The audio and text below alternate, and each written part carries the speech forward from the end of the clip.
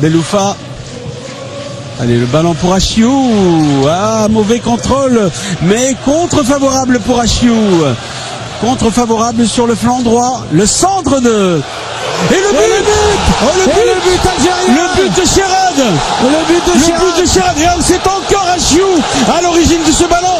Incroyable but de Achiou.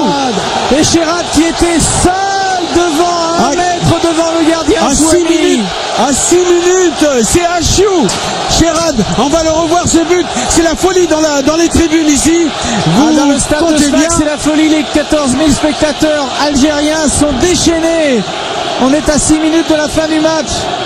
Et Sherrad vient de marquer le premier but de cette rencontre. Regardez Claude, c'est Achiou encore une fois, l'homme des deux buts, l'homme qui a sauvé par 2 fois l'Algérie.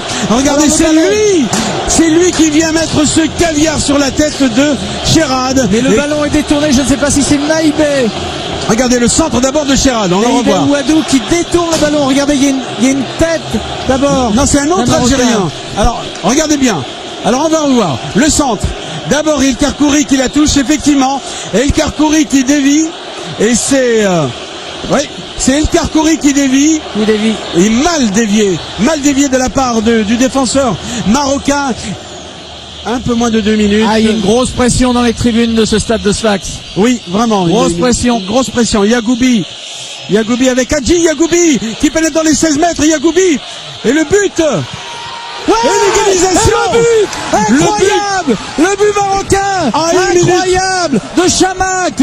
Et de Chamakh. Incroyable. Et quelle erreur, vous l'avez dit. Claude, vous l'avez dit. Le fait de déserter. C'est la douche froide, comme on dit. C'est la douche froide de Sfax. On l'a dit ici. La défense algérienne avait été beaucoup trop pressante et c'est Chamakh qu'on croit. Il fallait garder le ballon, fallait surtout pas balancer des grandes balles, fallait essayer de être toujours en possession de ballon. Chamakh à la 94e minute. Il y a de l'émotion sur les deux bancs là maintenant.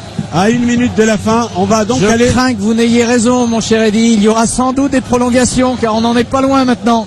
Beaucoup d'agitation côté marocain, côté algérien.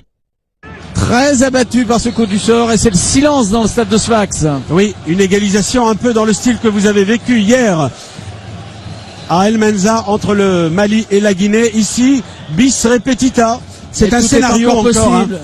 Tout est encore possible. Il reste encore peut-être 1 ou 2 minutes. Regardez, tout seul Chamakh. Isolé, il l'avait oublié. Le voici Yagoubi, mais il fait une très bonne pénétration, le joueur de Sassouna. Et il a le temps d'ajuster. Oui, Naïbet a raté. Ils ont fait illusion pendant les 5 dernières minutes, mais une réaction d'orgueil. Oui, et on n'a pas. Et d'ailleurs, ça a servi puisque tout le monde peut se tromper. C'est pas fini encore. Hadji. Oui. Hadji qui va tirer. Ouais. Et le but. Oh quel but. Le but d'Hadji. Le but d'Hadji. Quel but d'Hadji. C'est incroyable. C'est son pied gauche.